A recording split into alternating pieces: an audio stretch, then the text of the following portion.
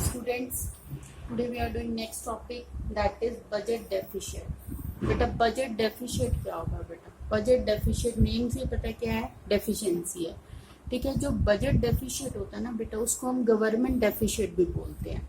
ये क्या सिचुएशन होती है? Refers to a situation when budget expenditure of the government are greater than the budget receipts. जब government के जो खर्चे हैं बेटा वो गवर्नमेंट की इनकम से क्या है, ज़्यादा है, तो उस केस में जो बजट होता है वो हमारा क्या होता है बेटा, डेफिशिएट होता है।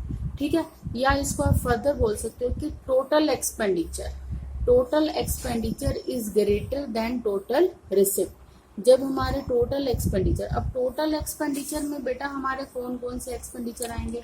मैंने आपको बताया था जो हमारे एक्सपेंडिचर थे, या तो हमारे कौन से होते थे बेटा, रिवेन्यू एक्सपेंडिचर, और दूसरा हमारा कैपिटल एक्सपेंडिचर। ठीक है, when revenue expenditure plus capital expenditure is greater than total receipts, revenue receipts and plus capital receipt। Clear होगा?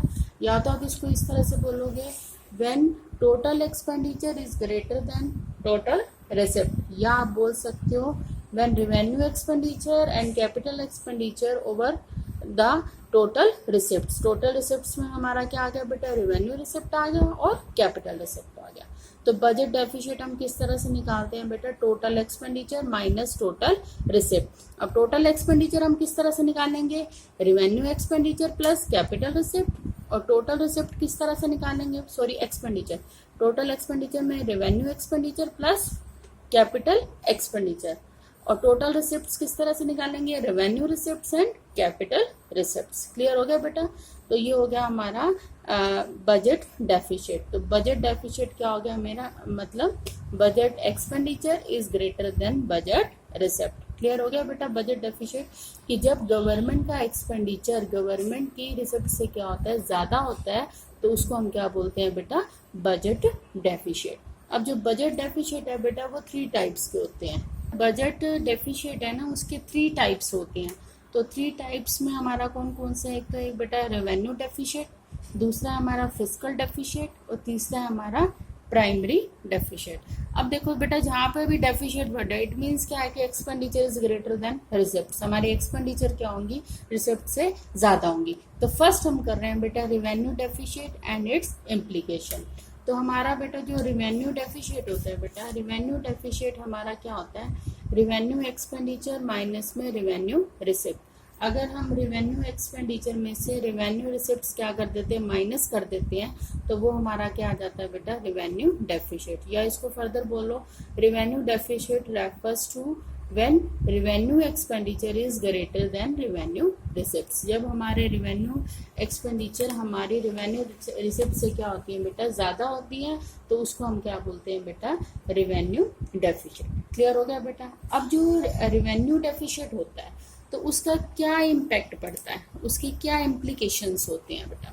अब डेफिशिएट है मीन्स एक्सपेंडिचर क्या हो रहे हैं, ज़्यादा हो रहे हैं, और हमारी इनकम क्या हो रही है, कम हो रही है।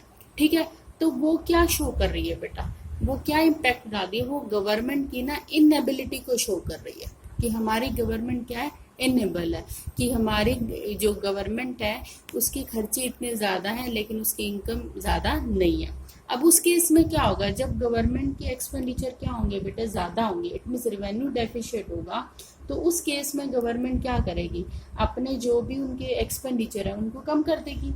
अब जब वो उनको कम करेगी एक्सपेंडिचर को, तो हमारी कंट्री में जो सोशल वेलफेयर प्रोग्राम्स हैं वो कम हो जाएंगे। ठीक है, तो जो वेलफेयर इससे क्या होगा, सोशल वेलफेयर का क्या हो जाएगा बेटा, लॉस हो जाएगा। फर्स्ट पॉइंट तो ये होगा हमारा कि ये गवर्नमेंट की इनएबिलिटी को शो कर रही है। इट मीन्स क्या होगा, गवर्नमेंट कैपेबल नहीं है। अब गवर्नमेंट जब इनेबल है, उसके एक्सपेंडिचर क्या है बेटा, ज़्यादा हैं, तो उस केस के लिए गवर्नमेंट क्या करेगी, उसकी कैपिटल रिसिप्ट्स बढ़ जाएंगी। इट मीन्स क्या हो गया, गवर्नमेंट की जो बोरोइंग है वो क्या हो जाएगी, इंक्रीज हो जाएंगी, क्योंकि एक्सपेंडिचर ज़्यादा है, उसको पूरा करने के लिए गवर्नमेंट क्या लेगी बेटा, बोरो करेगी ना, तो उसकी बोरोइंग क्या हो गई बेटा, इंक्रीज हो गई। अब जब आप बोरोइंग इंक्रीज हो गई तो आपको फ्यूचर बर्डन आपको क्या हो गया, बढ़ गया, क्यों? क्योंकि आपको इंटरेस्ट की भी पेमेंट करनी है, प्लस आपको जो बोरोइंग करी है उसको भी रिटर्न करना है। तो इसकी वजह से क्या होता है बेटा, बोरोइंग क्या हो जाती है, बढ़ जाती है और फ्यूचर बर्डन इंक्रीज हो जाता है। क्लियर? अब जब हमारा फ्यूचर बर्डन इंक्रीज हो गया, बोरोइंग इंक्रीज हो गई, तो ये गवर्नमेंट के लिए क्या होता है बेटा, वार्निंग सिग्नल होता है। कि वार्निंग सिग्नल होता है कि या तो आप अपने एक्सपेंडिचर को कम कर दो या अपनी इनकम को क्या कर दो बेटा, इंक्रीज कर दो। क्लियर हुआ बेटा? रेवेन्यू डेफिसिट के इम्प्लीकेशंस, फर्स्ट तो मैंने आपको बताया कि गवर्नमेंट अपने खर्चों को क्या कर देगी, कम करेगी, जिससे क्या होगा बेटा, सोशल वेलफेयर प्रोग्राम क्या होंगे, कम होंगे। दूसरा क्या होगा, गवर्नमेंट की बोरोइंग क्या हो जाएंगे बेटा, इंक्रीज हो जाएंगी। जब गवर्नमेंट की बोरोइंग इंक्रीज होंगी तो फ्यूचर का बर्डन क्या होगा, गवर्नमेंट का इंक्रीज हो गया। तो गवर्नमेंट की जो क्रेडिट वर्दीनेस है, यानी कि जो लोन लेने की क्षमता है, वो क्या हो गई, फ्यूचर में कम हो गई। उसके बाद या फिर गवर्नमेंट क्या कर सकती है, डिसइन्वेस्टमेंट करना स्टार्ट कर देगी। डिसइन्वेस्टमेंट आपको पता ही है कि गवर्नमेंट अपने शेयर्स को क्या कर देती है, पब्लिक एंटरप्राइजेस के शेयर्स को प्राइवेट सेक्टर वालों को क्या कर देती है बेटा, सेल कर देती है। ठीक है? तो इससे क्या हो गया, जो गवर्नमेंट का कंट्रोल है इकोनॉमी पर, वो क्या हो गया, कम हो गया। क्लियर? तो ये तो है हमारे इसके इम्प्लीकेशंस। समझ आ गया बेटा कि इम्प्लीकेशंस क्या है रेवेन्यू डेफिसिट के, मतलब रेवेन्यू डेफिसिट का क्या इम्पैक्ट पड़ेगा। उसके बाद है, अब हमें क्या स्टेप्स मेजर करने, गवर्नमेंट क्या क्या स्टेप्स करेगी। जब मैंने बोला ना कि गवर्नमेंट को वार्निंग सिग्नल मिल जाता है तो वो क्या स्टेप्स फॉलो करेगी, तो गवर्नमेंट के पास 2 स्टेप्स हैं। या तो वो अपने एक्सपेंडिचर को क्या कर दे, कम कर दे, या क्या कर दे, अपनी इनकम को इंक्रीज कर दे। अब एक्सपेंडिचर कौन से कम करेगी, जो उसके अननेसेसरी है। ठीक है? अननेसेसरी एक्सपेंडिचर को क्या कर देगी गवर्नमेंट, कम कर देगी। और जो इनकम को किस तरह से इंक्रीज कर सकती है, या तो टैक्स रिवेन्यू या नॉन टैक्स रिवेन्यू। गवर्नमेंट की इनकम के सोर्स यही है ना, टैक्स रिसिप्ट्स और नॉन टैक्स रिसिप्ट्स।